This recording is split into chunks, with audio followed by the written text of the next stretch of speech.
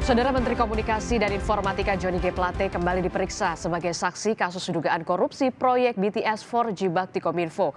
Kejaksaan Agung juga masih mendalami peran adik Johnny G. Plate di kasus ini.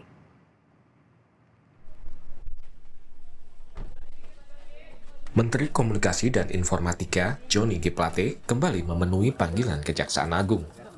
Johnny G. Plate diperiksa selama 6 jam oleh penyidik Kejaksaan Agung sebagai saksi atas kasus korupsi pengadaan menara seluler Kominfo. Terkait dengan proyek Base Transceiver Station di Kominfo, saya sebagai warga negara dan sebagai Menteri Komunikasi dan Informatika mempunyai kewajiban untuk memenuhi pemanggilan Kejaksaan Agung Republik Indonesia demi penyelenggaraan hukum yang baik dan benar. Saya telah memberikan keterangan-keterangan atas dan jawaban atas pertanyaan-pertanyaan yang disampaikan oleh aparat penegak hukum Kejaksaan Agung Republik Indonesia dari pagi hingga siang sore hari ini. Keterangan-keterangan yang diberikan adalah keterangan-keterangan yang saya tahu, ya, yang saya pahami, dan yang menurut saya benar sebagai saksi. Sebelumnya, Kejaksaan Agung menyatakan adik Johnny G. Plate, Gregorius Alek Plate, telah mengembalikan uang yang diterima sebesar 534 juta rupiah.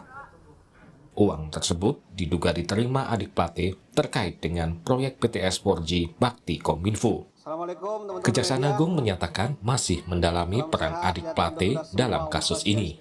Terkait dengan posisi adiknya, sesuai dengan keterangan masih kita dalami, yang jelas tidak ada sangkut pautnya sama sekali dengan pekerjaan yang bersangkutan yang saya maksud adiknya. Artinya besar kemungkinan ada kaitannya dengan jabatan yang saksi yang kita periksa pada hari ini. Tapi yang jelas itu dana dari Bakti.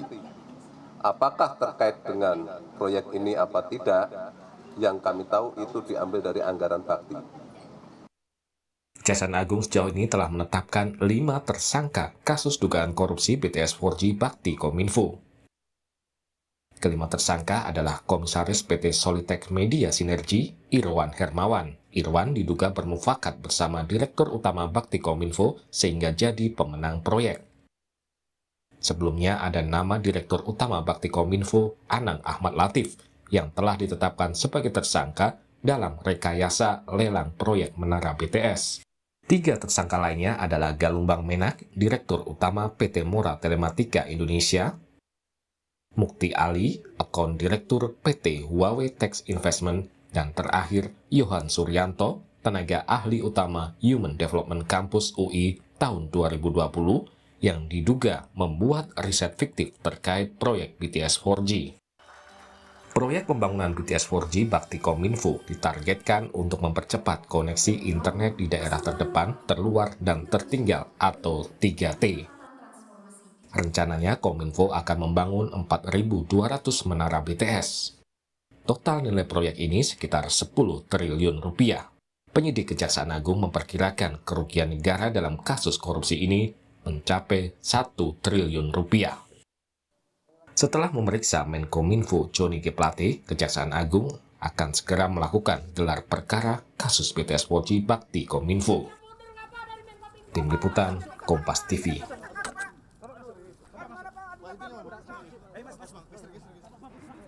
Saudara, Kejagung telah 2 kali memeriksa Menkominfo Johnny G. Plate sebagai saksi kasus dugaan korupsi BTS 4G Bakti Kominfo.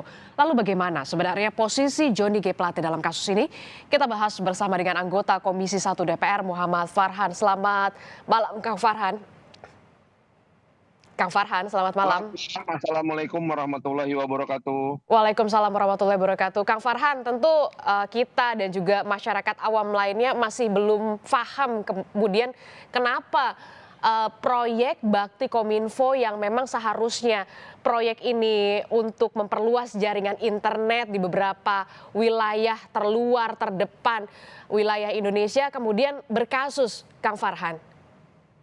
Ya, saya kira memang banyak sekali di antara kita yang mempertanyakan hal ini, mengapa ini bisa menjadi sebuah kasus gitu. Bahkan beberapa kemudian membuka prasangka juga bahwa jangan-jangan ini dihubungkan dengan sikap dari Partai Nasdem, di mana Pak Joni Plate sebagai sekjen memiliki sikap yang berbeda atau mendahului dalam pemilihan atau pencalonan bakal calon presiden. Tetapi sekarang ini, malam ini saya ingin mengesampingkan itu dulu karena saya tidak mau kemudian kita menjadi orang-orang yang terdistorsi dengan bias tersebut ya. Kita anggap saja urusan politik ini terpisah dari urusan hukum. Betul.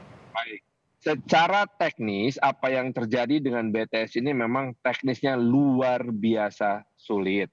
Saya termasuk mengawasi dan mengikuti perkembangan sejak awal.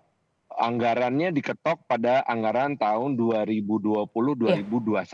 Nah, waktu itu memang terjadi kesulitan yang luar biasa untuk mencari konsorsium perusahaan yang mampu secara teknis membuat dan memenuhi kebutuhan tersebut.